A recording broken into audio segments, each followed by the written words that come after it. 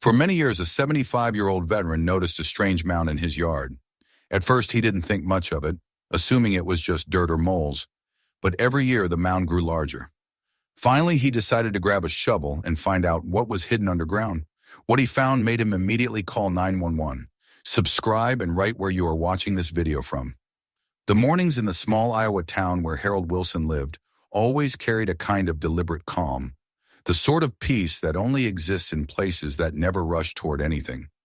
The world outside seemed intent on reminding him of its unhurried rhythm. Birds stirred in the maple trees behind his white-painted house, the dew still clung to the blades of grass, and the sky often greeted him with pale streaks of light that slowly deepened into blue. For Harold, these mornings had become rituals of reassurance. At 75, a retired farmer and Vietnam veteran, his days were measured less by schedules and more by the constancy of small tasks. He rose early, boiled a pot of coffee, and stepped onto the creaking porch that he had repaired with his own hands years before. The house had stood since the 1950s, a modest wooden structure with wide windows that caught the rising sun. It wasn't the kind of home that drew attention, but to Harold it was more than enough. He had raised his children here, shared dinners with his late wife on summer evenings, and tended to the patch of earth behind the house that served as his garden. The garden had long been his pride, a space where he planted tomatoes, beans, and the occasional row of corn for old time's sake, though he no longer depended on it for food. Alongside the garden stood the weathered shed that had become a second home for his tools, boxes of nails, and the odd collection of farming relics he couldn't bring himself to throw away. Behind that shed, however, lay something that had puzzled him for nearly a decade. A mound of earth, small at first and then increasingly pronounced, pushed up against the back corner of the property. At the beginning, he thought little of it. The land here was uneven, prone to shifting with the rains, and it wasn't unusual for the ground to swell in spots before settling again. But this mound had defied that logic. Rather than shrinking back into the soil, it had continued to grow little by little, year after year, until it was impossible to ignore. Sometimes he told himself it was a harmless quirk of nature. Other times, when he lingered too long on it, he felt a twinge of unease he could not fully explain. Harold had never been one to indulge in unnecessary curiosity. During his years in Vietnam, he had learned the value of caution, of leaving certain things untouched if they did not pose an immediate threat. And yet, every time he walked past the shed to collect a rake or trim the weeds, the mound of earth caught his eye. He would pause for a second, glance at it from different angles, and then shake his head as though embarrassed by his own fascination. Perhaps it was nothing more than a pile of soil left behind by burrowing animals. Perhaps the roots of the old oak nearby had shifted upward, pushing the dirt into a ridge. Rational explanations always presented themselves, but none stayed convincing for long. His children had noticed it on their visits. His daughter Mary once asked if he had considered leveling it out. He laughed at the question, insisting that a small hill in the yard wasn't worth the sweat of an old man. She pressed no further, sensing the stubbornness in his tone. His grandchildren, however, treated it as a curiosity, climbing on top of the mound as if it were a miniature mountain, laughing when Harold told them to be careful. He would smile at their games, though beneath the smile was the quiet persistence of wonder. Why was it there at all? Life outside of that curiosity moved with predictable rhythm. He maintained his lawn, painted the porch railing every few years, and kept the American flag at the front of the house in good condition, raising and lowering it with a precision that echoed his military years. Evenings were spent with old friends at the local diner or alone in his recliner with a well-worn book. On Sundays, he attended church, exchanging polite greetings with neighbors who respected his history but rarely pried into it. The town itself was small enough that nearly everyone knew who Harold was, though few understood the weight he carried from his past. There was an intimacy to his solitude that he had come to accept. His wife, Ellen, had passed away nearly a decade earlier, and though the silence of the house sometimes pressed against him like a physical presence, he found comfort in the routines they had once shared. The kitchen still held her ceramic mugs.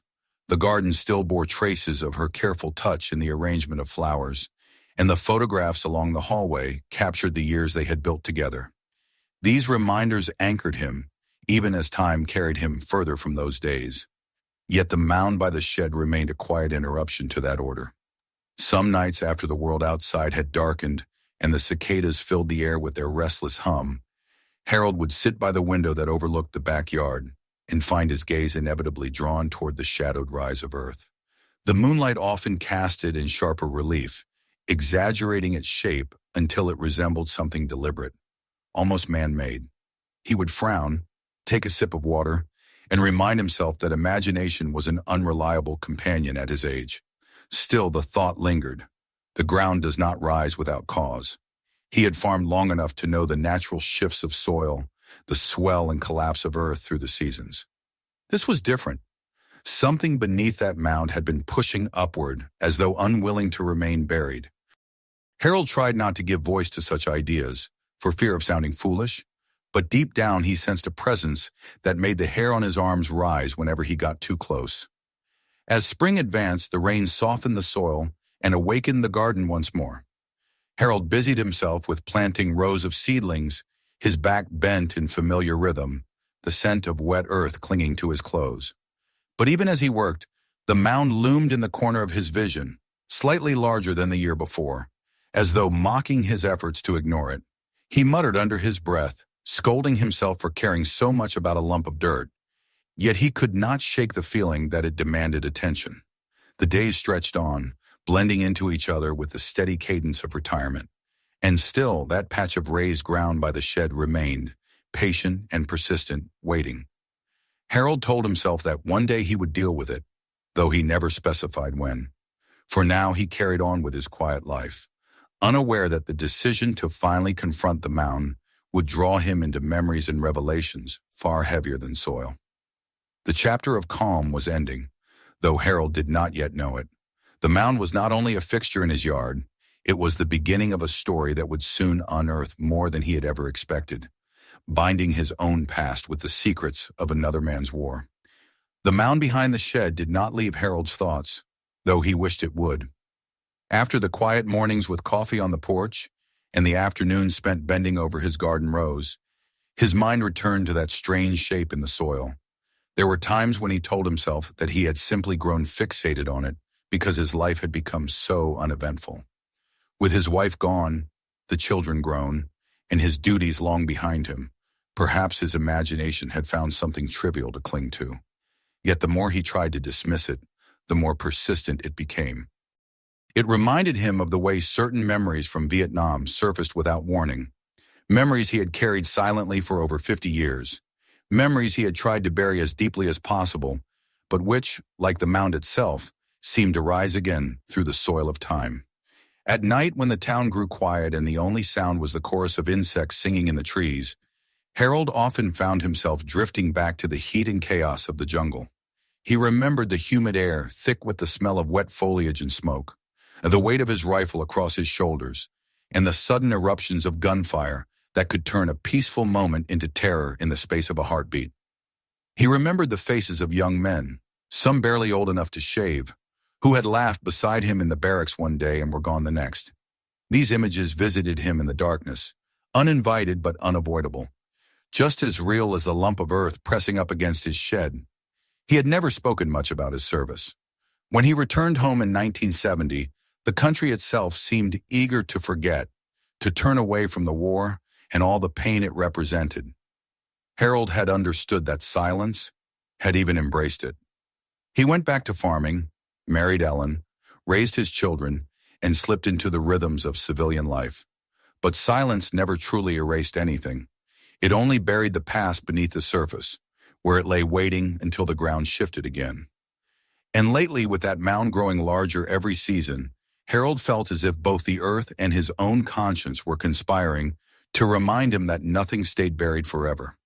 He often sat in his recliner in the evenings, the lamplight soft against the walls, and thought about the letters he used to write Ellen from overseas. He had written them quickly, hunched over makeshift tables, the sounds of war never far from his ears. He told her about the heat, the food, the men he served with. He rarely told her about the fear. He wanted her to believe he was strong, untouchable, a man who would always return to her. But in those long nights when helicopters thundered overhead and flares lit up the sky, he often wondered whether he would see her again, whether his children, who were then only dreams they spoke of, would ever be born. The mound reminded him of those days not because it resembled anything from the jungle, but because it carried the same unspoken weight. It was like a sealed letter from the past waiting to be opened. Sometimes Harold would find himself standing at the kitchen window, staring into the yard where the moonlight cast a pale glow over the garden. His eyes would always drift to that swelling of earth, and he would feel the same tug in his chest that he had felt when he looked at the unopened letters from Ellen that had sometimes taken weeks to reach him overseas. Something was inside, something waiting, and the not knowing gnawed at him. There were mornings when Harold tried to distract himself by working harder in the garden. He pulled weeds until his back ached, trimmed the hedges until his hands blistered, and even repainted the shed door, though it hardly needed it. Yet every time he put down his tools, the mound was still there, silent and stubborn. On one particular afternoon, as he leaned on his shovel and wiped the sweat from his brow, he felt a sudden flash of anger. He thought about the friends who never came home, the years he had spent trying to move on, and the way this lump of soil seemed determined to drag him back into thoughts he had no desire to revisit. With a frustrated sigh, he turned his back on it, but even then he could feel it looming behind him. Harold's daughter noticed the change in him. When Mary stopped by with her 2 boys one Saturday, she found him sitting on the porch, staring into the distance with a look she hadn't seen since she was a child. She asked if he was feeling all right, and he assured her he was fine, but she knew better. She had grown up with a father who sometimes woke in the middle of the night, shouting at shadows. She remembered the times he would sit at the edge of his bed, with his head in his hands, silent and unreachable. The war had always lived inside him, even if he rarely spoke of it. That evening, after his daughter and grandsons left, Harold sat alone in the kitchen with a glass of water. The house was quiet, but his thoughts were not. He felt the pull of the mound again, not just as a piece of ground that needed leveling, but as something tied to all the weight he had carried across decades. Perhaps it was foolish to connect the two, but he could not help it. Both the earth and his mind seemed to whisper the same truth. The past had a way of resurfacing, no matter how deeply you buried it. One night, as rain pattered against the roof and the wind rattled the branches outside, Harold dreamed he was back in the jungle. He dreamed of digging trenches, of shoveling mud in the downpour, of burying supplies in the earth so they would not be discovered by the enemy. When he woke, heart pounding and breath shallow, the image of the mound was fixed in his mind. He rose from bed and went to the window. There it was, dark and wet beneath the storm, swollen larger than ever. He could not look away. By dawn, when the rain had ceased and the clouds were breaking apart, Harold made himself a fresh pot of coffee and sat at the table, staring at the steam rising from his mug. He knew now that he could not ignore it any longer. The mound had become more than an oddity in his yard. It had become a symbol, a reminder of everything he had tried to keep sealed away. The shadows of his past would not retreat until he faced them. And though he did not yet admit it aloud, the decision had already been made. He would dig. The thought both unsettled and steadied him. There was fear in not knowing what lay beneath the soil, but there was also a strange relief in imagining the act of uncovering it. To face what was hidden, to hold it in his hands and finally understand it, was a prospect that carried both dread and hope. For the first time in years, Harold felt the pull of purpose. The shadows of the past had reached him, and he was ready, though he did not yet know what it would cost, to step into them. The morning after Harold awoke from the dream of the jungle, the air in Iowa carried the damp heaviness of a night's rain. The sky was still low with scattered clouds, though faint beams of sunlight struggled through, spilling across the backyard. The soil was soft, the garden beds darkened to a rich brown, and puddles collected near the edges of the lawn. Harold stepped onto the porch with his coffee and breathed in the cool air. His gaze, as if drawn by habit, moved toward the shed, and there it was again, the mound, swollen larger after the storm, its edges blurred by the runoff. It seemed less like an accident of earth, and more like something deliberately raised. The sight of it stirred in him a mixture of irritation and resolve. He had lived too long with uncertainties. In war, uncertainty killed. It bred hesitation, left soldiers vulnerable, and Harold had sworn after Vietnam never to let hesitation control him again. Yet here he was, a man of 75, staring daily at a swelling of ground as though it were some riddle too large to solve. The stubbornness in him, the part that had carried him through ambushes and sleepless nights, rose again. Enough was enough. Whatever lay beneath that soil had lingered long enough, and if no one else would uncover it, he would. After breakfast, Harold went to the shed, pushed the door open, and let the familiar smell of old wood and machine oil settle over him. Tools lined the walls, each one worn smooth by decades of use. He took down the shovel that had served him for years, the one with the splintered handle he had repaired with tape more than once. The weight of it in his hand was comforting, as though the act of holding a simple tool connected him to the long line of farmers and workers who had come before him. It also reminded him of the military-issued entrenching tool he had carried in Vietnam, digging foxholes in the mud. That memory sent a brief chill through him, but he forced it aside. This digging would be different. He walked across the damp grass and stood before the mound. For a long moment, he simply looked at it, as though by staring he might will the truth to reveal itself without the need for effort. The soil was dark and loose from the rain, the grass thin along the sides, as if the ground itself resisted covering whatever lay beneath. Harold planted the shovel into the earth with a determined thrust. The blade slid in easily, cutting through the wet soil, and the first clump came free with little resistance. He dropped it aside and dug again, and with each motion, he felt the rhythm of his body settle into something familiar, something almost reassuring. As the minutes passed, a small hole began to form. He leaned on the shovel between efforts, his breath heavy but steady. At his age, work like this taxed him quickly, but he welcomed the strain. It felt purposeful, unlike the endless repairs and chores that usually filled his days. This was work that promised revelation. He widened the hole, throwing soil to the side, and soon the mound that had once seemed so solid began to collapse into itself under his effort.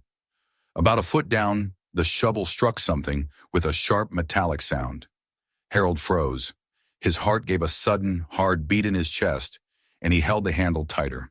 He tested the spot again, pressing the shovel gently against it, and there was no mistake. Metal lay beneath. He crouched, brushed soil away with his hands, and soon the edge of something flat and rusted appeared. The sight of it made his throat tighten. The ground was not hiding a root or stone. It was concealing something man-made, something that had been placed here deliberately.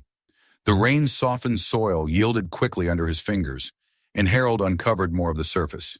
It was a box of some kind, large enough that he had to scrape away earth from all sides to see it clearly. The top was iron-colored with corrosion, the corners bent slightly inward with age. He sat back on his heels, breathing hard, staring at the box as if it might move on its own. A part of him had always expected to find nothing more than rocks or broken tools. Yet here it was, confirmation that his instincts had not lied. He stood, wiped his muddy hands on his jeans, and leaned on the shovel. The weight of the moment pressed on him.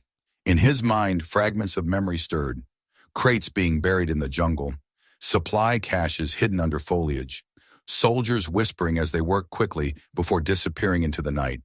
The box before him was not his, but it felt strangely familiar, echoing those long-ago images.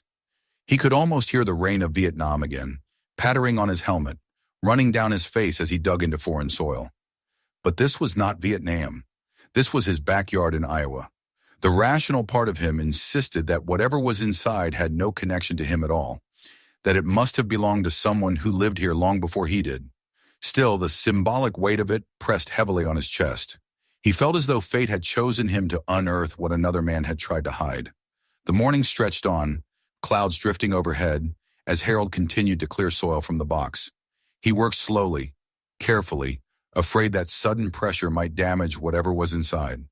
When at last he could see enough of it to attempt lifting, he pressed his hands beneath the edges and pulled. The box resisted, stuck fast in the ground, but with several determined heaves he managed to shift it upward, inch by inch, until it came free with a sucking sound of wet earth releasing its grip. It landed with a dull thud beside the hole. Harold stepped back, breathing heavily, his hands trembling not from exertion but from anticipation. He studied the box in silence. Rust covered its surface, but its structure was intact. A simple latch held it closed, corroded but still visible. Harold knelt beside it, brushed the latch clean, and tested it. It would not move easily, as though decades of soil had fused it shut. He considered fetching a hammer from the shed, but his stubbornness urged him to try again. With the edge of his shovel, he pried gently until the latch groaned and snapped free. The lid creaked but did not open. Gathering his strength, Harold wedged his fingers beneath the edge and pulled upward. The lid shifted slowly, painfully, until at last it gave way, swinging back on rusted hinges. What lay inside stopped Harold cold. Beneath the dim light of the clouded sky, he saw neat bundles wrapped in oilcloth, the unmistakable glint of brass casings and shapes that his years of service taught him to recognize instantly. Ammunition, explosives, military equipment from another time. His stomach turned, and the breath seemed to leave his body all at once. He pulled back, the realization crashing over him like a wave. This was not a harmless box of forgotten tools. This was dangerous and very likely unstable. For several moments, he could do nothing but kneel in the wet grass, staring into the open box, his hands still trembling. He thought of his grandchildren who played nearby, climbing on the mound as though it were nothing more than a toy hill. He thought of his neighbors, their homes not far beyond his own fence. He thought of himself, a man who had spent his life trying to distance his days from the machinery of war, now staring at it in the soil of his own backyard. The decision to dig had been made in frustration, but now Harold felt the weight of responsibility settle heavily on his shoulders. Whatever this was, whoever had buried it, it was not his alone to manage. The box was no longer just a mystery, it was a danger, one that demanded action. And though fear clawed at him, the discipline instilled in him decades ago rose once more. He would not leave it hidden. He would not walk away. The earth had revealed its secret, and now it was his duty to see it through. The clouds shifted overhead, and sunlight spilled briefly over the yard, glinting off the brass casings in the box. Harold stared, his mind racing, his heart unsteady, and he knew that his quiet life had changed forever. The decision had been made, and there was no turning back. Harold remained crouched in the wet grass for several minutes, staring into the open box as though the contents might somehow change if he looked long enough. His breath came unevenly, and his palms were slick with mud and sweat. The morning that had begun so ordinarily with coffee, a quiet yard, and the simple task of turning soil had turned into something darker, something he had not expected or wanted. The sharp metallic glint of brass, the heavy odor of damp earth clinging to oilcloth, the faint but undeniable recognition of objects designed for destruction, all of it pressed on him like a weight he thought he had left behind half a century ago. He sat back slowly, easing his stiff knees, and tried to steady himself. The box was not large, yet its presence seemed to fill the yard, as though it were a monument unearthed from another era. Harold reached forward and touched the edge of the lid, his fingertips brushing the rust. It flaked beneath his touch, brittle from time, yet the structure of the box remained sound. Whoever had hidden it here had meant for it to endure. He looked back at the contents. The rows of ammunition, neatly stacked, the smaller parcels wrapped in cloth that clung stubbornly despite the years. The faint impression of shapes beneath those wrappings that stirred unease in his gut. Cautiously, Harold lifted one of the bundles. The oilcloth was stiff, but with care he unfolded it. Inside lay several grenades, their metal darkened with age but intact, their surfaces spotted with corrosion. He set them down quickly, his breath catching in his throat. Old ordnance was unpredictable. A man who had once handled explosives as part of his duty now felt his hands tremble at the thought of their fragility after so many decades underground. He covered them again, swallowing hard, and forced himself to look at the other items. Beneath another wrapping, he found what appeared to be a folded uniform, the fabric stiff but still recognizable. He lifted it gingerly, and the scent of old cloth, mixed with soil and oil, rose faintly. Patches still clung to the sleeves, though the colors had faded almost to nothing. Harold recognized the design instantly. It was the kind of jacket worn by American soldiers in the European theater during the Second World War. Alongside it, tucked carefully into a corner, was a small collection of medals, their ribbons frayed but still carrying traces of their original red and blue. He picked one up and turned it in his hand, mud crumbling from its edges, and though the years had dulled its shine, he could still make out the engraved words. His heart sank as he realized what he was holding. This was not some forgotten crate of supplies or random junk buried to be rid of it. This was personal. A man had placed these things here deliberately, sealing away not only dangerous munitions, but also the tokens of his service, the reminders of who he had been. Harold closed his eyes, and for a moment he felt as though he were trespassing on another soldier's grave. The letters came last. Tied together with a length of decayed twine, they were stacked neatly at the bottom of the box, the paper brittle, the ink faded but legible. Harold lifted the bundle with the care of a man handling something sacred. He untied the string and unfolded the first envelope. Inside was a letter written in looping cursive, the words pressed deeply into the paper by a hand long gone. The date at the top read 1944. It was addressed to a woman, a wife perhaps, waiting at home. Harold read the first few lines, and though the sentences were simple, their weight struck him.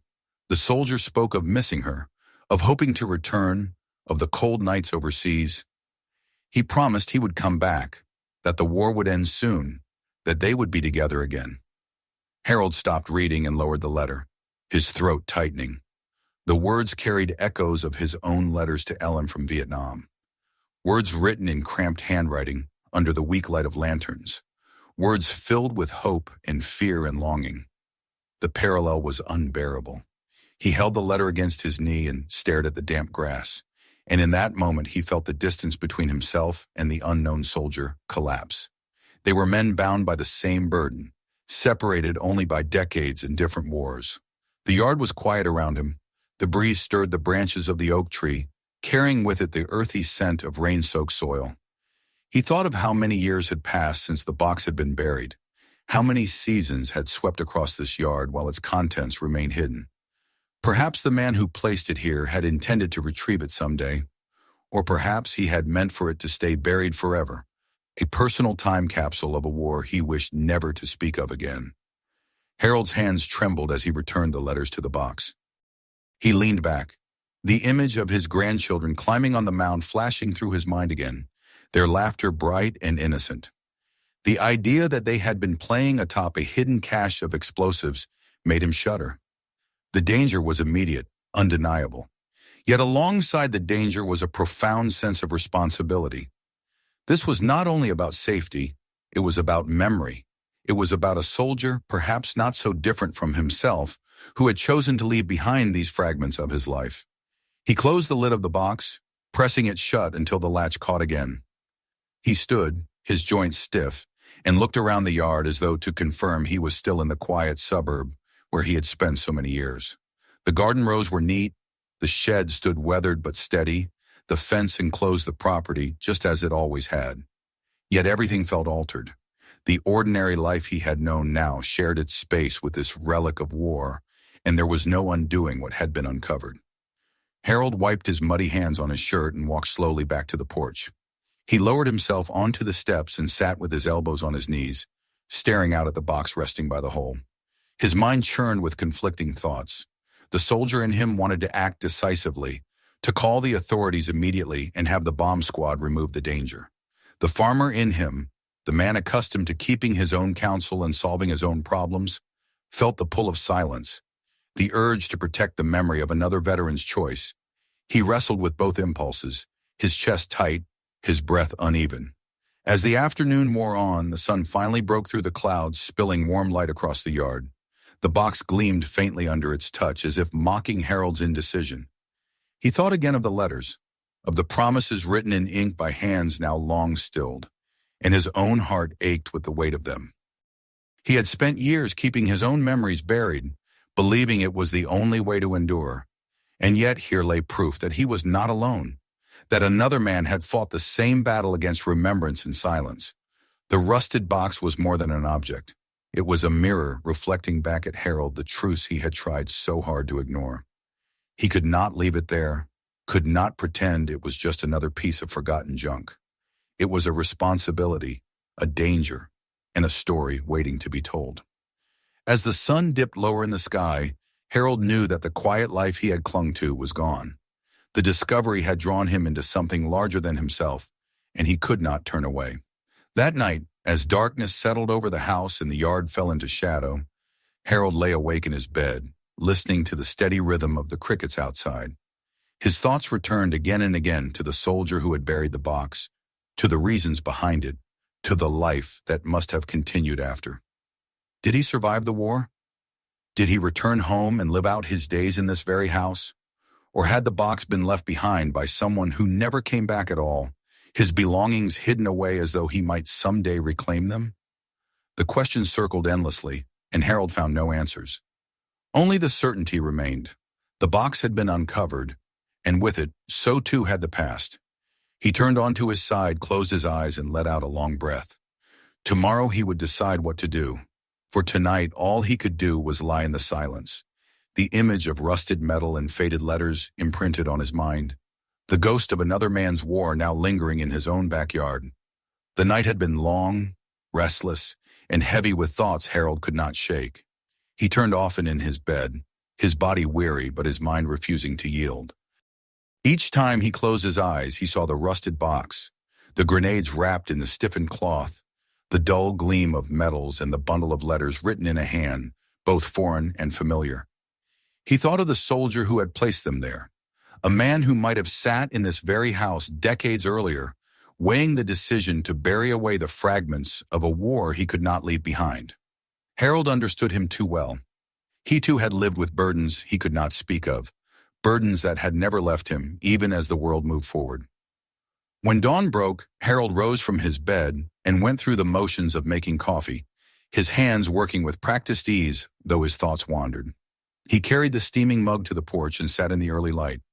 The box still sat where he had left it, its shape stark against the freshly dug soil. He studied it in silence, the weight in his chest growing heavier. For years he had lived with the mound as a silent question, and now he had his answer. Yet the answer only pulled him deeper into reflection. He thought again of the letters. The handwriting had carried such urgency, such fragile hope. He remembered his own letters to Ellen, the words he had chosen so carefully, the lies he had written to shield her from the worst of what he endured. He had promised her safety, promised her return, even as he crouched in muddy foxholes with no certainty of surviving the night. The unknown soldier's letters, though separated by decades and by a different war, had echoed his own. Both men had written from the edge of despair, clinging to the belief that they would come home, that the future still belonged to them. Harold rose and walked back into the yard, his boots sinking slightly in the damp ground. He knelt beside the box again and opened it slowly, as though it were a sacred chest. He lifted the bundle of letters once more, his hands careful on the brittle paper, and chose one at random. The words blurred slightly before his eyes as he began to read. The soldier wrote of cold nights in France, of mud that clung to everything, of hunger and exhaustion. He confessed his fear in sentences that seemed both restrained and desperate, and then quickly tried to soften them with reassurances for his wife. He promised again that he would return, that they would see each other soon, that their children would know their father. The words struck Harold in the chest with their familiarity. He had once written almost the same promises to Ellen, sometimes believing them, sometimes not. He remembered the ache of waiting for her replies, the small thrill of seeing her handwriting on the envelopes that reached him after weeks of delay.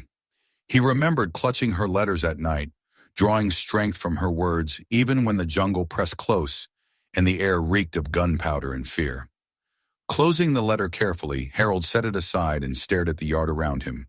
The garden rows stretched in neat lines, the shed leaned slightly with age, the oak tree cast its long shadow across the fence. Yet none of it looked the same. The discovery of the box had altered his perception of everything he thought he knew.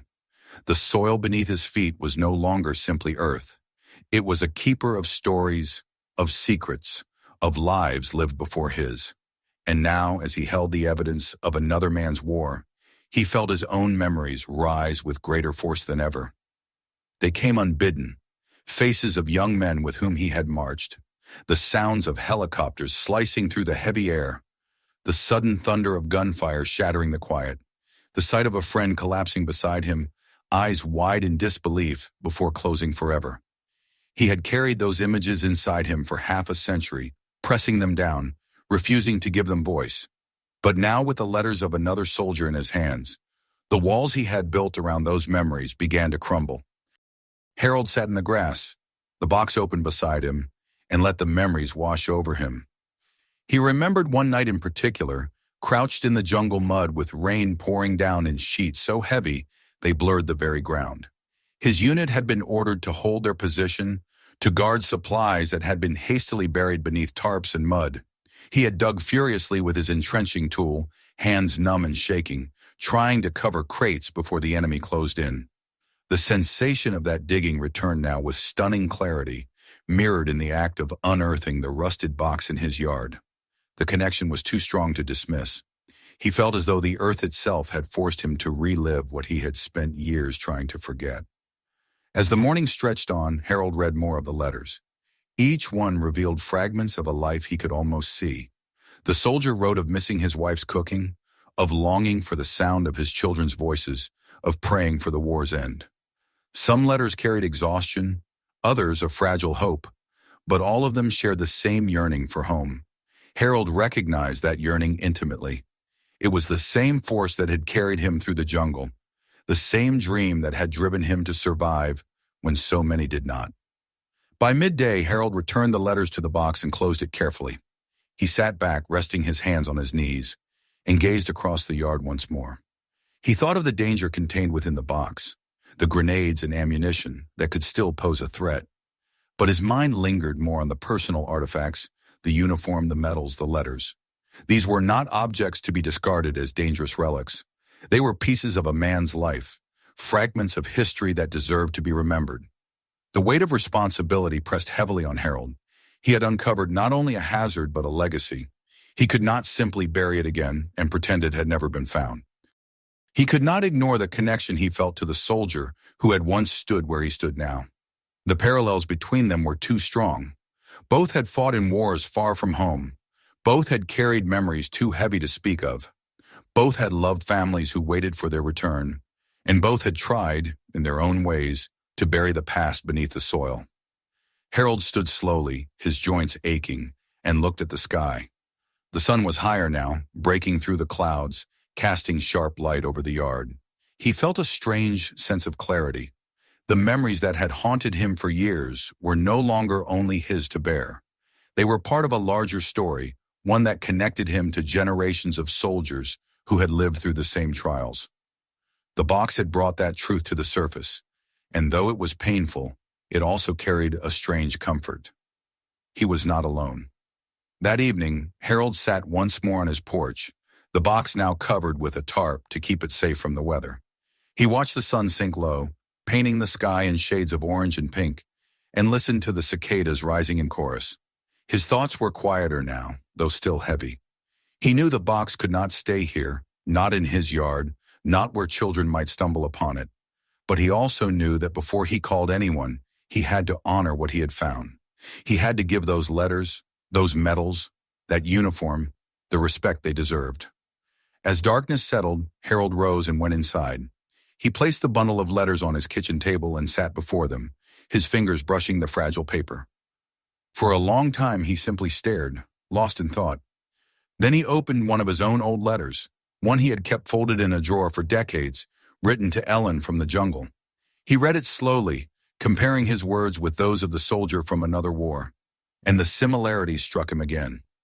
Two men, two battles, 2 lifetimes apart, yet bound by the same longing, the same fear, the same fragile hope. When he set the letters down, Harold felt a deep, aching sorrow, but also a sense of peace he had not known in years. The memories were alive again, no longer buried, but in their rawness there was a strange healing. He knew then that uncovering the box had been inevitable. The earth had given him no choice, and perhaps that was for the best. For the first time in decades, he felt the weight of his past not as an isolated burden, but as part of a shared history, one he could now face openly. The night after Harold compared his own letters to those of the soldier from the box was quieter than any he had known in years. Though sleep still came fitfully, the turmoil in his chest felt different now, less like a storm battering him and more like a river carrying him steadily towards something he could finally face. When the dawn light crept through the curtains, he rose with a certainty that surprised him. The discovery was no longer his secret to bear alone. What he had unearthed belonged to more than just himself, or even to the man who had once buried it. It belonged to memory, to history, and to all those who still needed reminders of what men had endured for their country. He made his coffee, as he always did, but his eyes kept drifting to the table where the letters lay in a neat stack. He had left them there deliberately, unwilling to hide them away again in a drawer or box. They deserved the light of day, deserved to be seen. After finishing his drink, Harold stepped outside and looked across the yard. The mound was now gone, collapsed into the hole he had dug, but the box remained under the tarp where he had left it. Its presence was impossible to ignore. It was not just an old container filled with relics and dangers. It was a message, one that demanded to be heard. The thought of the grenades and ammunition still inside the box filled Harold with unease. They were unstable, unsafe, a risk not only to him but to anyone nearby. He remembered his grandchildren laughing as they clambered over the mound in past summers, and the thought of what might have happened if they had ever struck the box with a stone or stick chilled him to his core. He knew then that he had no choice. This was no longer only about memory, it was about safety. He needed to call the authorities, needed to ensure the danger was removed by those who understood how to handle it. The phone call was not easy. His voice trembled slightly as he explained to the local police what he had found in his yard. There was a pause on the other end of the line, then a series of questions, cautious but insistent. Harold answered each one carefully, describing the box, the condition of the items inside, the presence of explosives. Within an hour, 2 police cars arrived in front of his house, lights flashing softly though there was no siren. The officers approached with care, listening as Harold led them into the backyard and showed them what he had uncovered. Their expressions shifted from curiosity to alarm when he lifted the tarp and revealed the rusted box. One of them, a younger officer whose hand hovered near his holster as though instinctively bracing for danger, immediately called for the bomb squad. Harold stood back, his heart heavy, as the quiet routine of his yard was transformed into a scene of urgency. Within another hour, a specialized team arrived, their truck pulling up with equipment and protective gear. They spoke in clipped tones, moved with efficiency, and treated the box with the solemn respect of men who knew exactly what it contained. Harold watched as they examined the grenades, the ammunition, and the uniform. The medals were set aside carefully, the letters gathered into a separate folder. When one of the team members lifted the folded jacket and shook his head in quiet recognition, Harold felt a sharp pang in his chest. It was the same recognition he had felt, the acknowledgement of a life that had carried burdens too heavy to leave in the open. The explosives were carefully removed and placed in secure containers. The bomb squad explained that such items, after so many decades underground, were unpredictable and dangerous. They assured Harold that they would be safely disposed of. He nodded, though a part of him mourned their removal.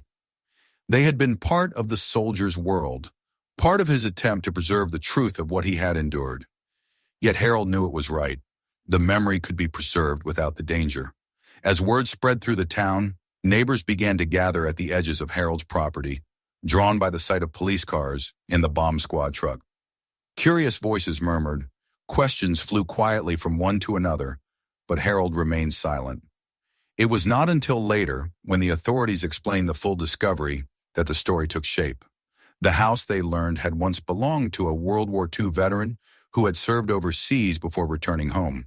It was believed he had buried the box in the years after the war, a private attempt to lock away his past where no one would see. Whether he had intended to retrieve it someday or to leave it hidden forever was a question no one could answer. The following week, the local newspaper published an article about the discovery. The photograph on the front page showed Harold standing beside the police chief, the rusted box between them. The article spoke of the danger that had lain hidden for decades, but it also spoke of memory, of the letters and medals that had been preserved, of the soldier whose legacy had been unearthed in an ordinary suburban yard. The town decided to hold a small ceremony at the local Veterans Memorial. Harold was asked to speak, and though he hesitated at first, he eventually agreed. On the day of the ceremony, he dressed in his best suit, the same one he wore to church on Sundays, and carried with him one of the letters from the box. The crowd gathered in respectful silence, a mixture of townsfolk, veterans young and old, and families who had come to honor a man they had never known. When Harold stepped up to the podium, his hands shook slightly, but his voice held steady as he spoke. He told them about the mound behind his shed, about the years he had ignored it, and about the moment he finally decided to dig. He described the box, the relics inside, and the letters filled with longing and hope. He did not dwell on the grenades or the danger. Instead, he spoke of the man who had once lived in his home, a fellow soldier who had fought his own war and carried his own burdens. He told the crowd how, in reading those letters, he had heard echoes of his own voice, how he had realized that the struggles of one generation were never so different from the next. As he finished, Harold unfolded the letter in his hand and read a passage aloud. The words, though faded by time, carried across the gathered crowd with clarity. They spoke of love, of waiting, of the desperate hope for return. When he lowered the page, Harold saw tears in the eyes of several listeners.